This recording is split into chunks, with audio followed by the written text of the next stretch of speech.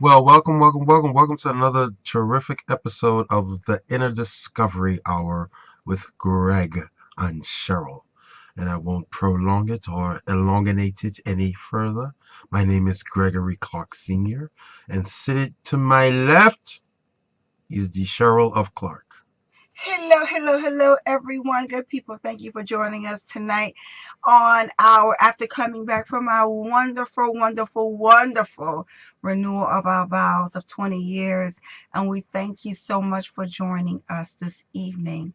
And like Greg always says, if you want to join us tonight, you can call in the number. I wish it was there, but it's not. So if you can call in at what number, Greg? 347-996-3160. Okay. 347-996-3160. All righty. How can they reach us on Facebook? The couple motivators. Okay. As we started last week's the segment for April in reference to 20 things that we learned about marriage and the things that you should know, we left at number 5 was about good days. So that means, we're going to just jump right into it. We're not going to waste any time. But definitely, if you want to reach out to us at Facebook, you can definitely just type in the couple motivators and you'll have the opportunity and the ability to add us and like the page and also be able to follow our exploits as we have different things down the pipeline that will be coming to fruition that you will be able to partake in. And so just don't be surprised if you're with us or connected with us that you receive an email from one of us in reference to certain opportunities that will be coming down the pike. So that's facebook.com/the couple motivators. Our website, gregandcherylclarke.com. We're keeping it our word to ourselves to make sure by the end of April it will be live. We're not going into May with a website that we have just sitting there. So by the end of April, this website, gregandcherylclarke.com, will be live, and you'll be able to peruse, connect, and everything else set forth. So we are at number 6 of the 20 things that we learned about marriage that you should know. Now, we're at the point where there will be really horrible days. I'll be respectful and let the lady go first in reference to the horrible days. Well, in any relationship, there are good days when we uh, left off last time with. And if you happen to recap of those first 5 things, they're very interesting in regards to how to what we learned in marriage. So horrible days, they do come. But you got to remember, how do I bounce back from a horrible day? It's just a horrible day. And it's something that I learned, that what to do in order to minimize and to have less horrible days. And that is to make sure that you start off the morning with some type of ritual commanding that this day is going to be successful. My life is going to be successful, because that's about your thinking, your positive thinking. Because we have more good days than we do horrible days. We have more great days than we did bad days. Now, very early on in our relationship, we did have a lot of horrible days. But we had to learn, and it goes back to the first thing that we said in the very beginning, is being led by some type of spiritual principles. We're led by spiritual principles.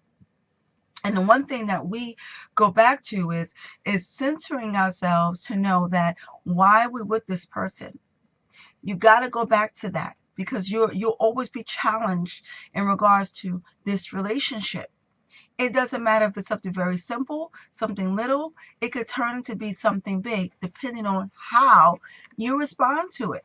So in this 20 years, I've learned that it's not only about just the horrible days. It's about how you set it up. Now, there were horrible days. I don't even prescribe to any horrible days in our relationship anymore. It's learning experiences It's obstacles that you can go over and jump over. And nothing is too hard that you can't get through, right? Well, that's very true.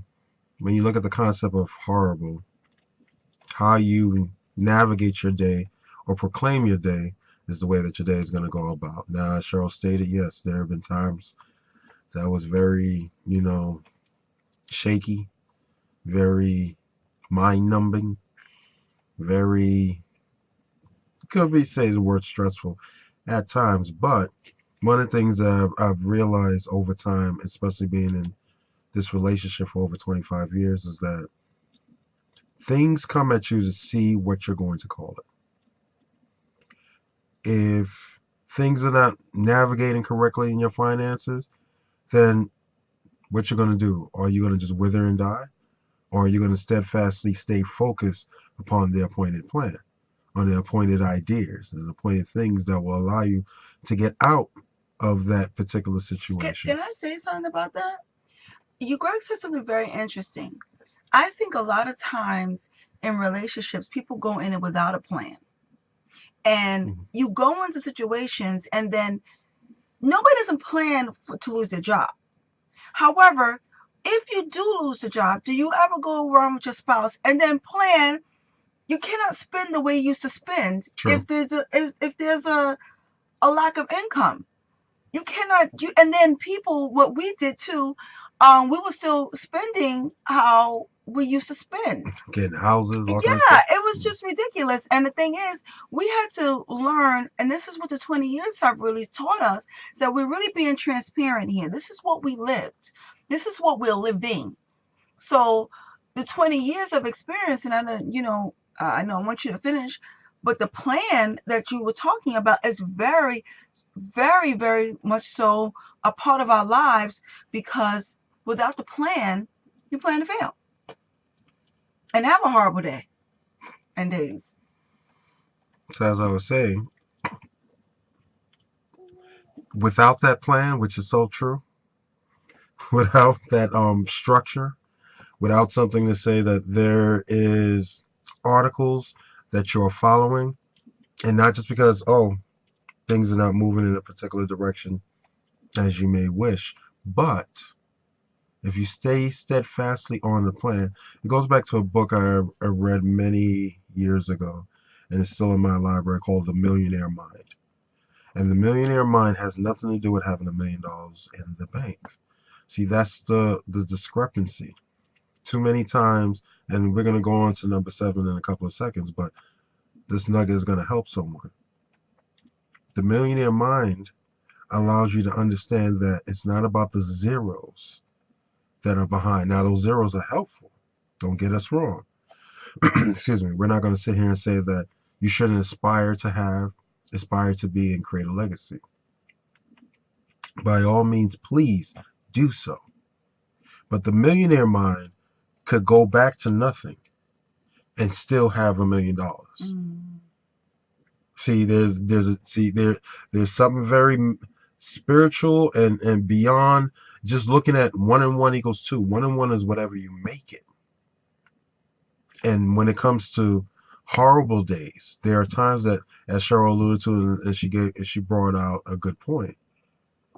By you naming or claiming your day, regardless of the situations that occur, if you have a plan, within that plan, it's not all of a sudden, oh, we're gonna rip up the plan now and go someplace else. No.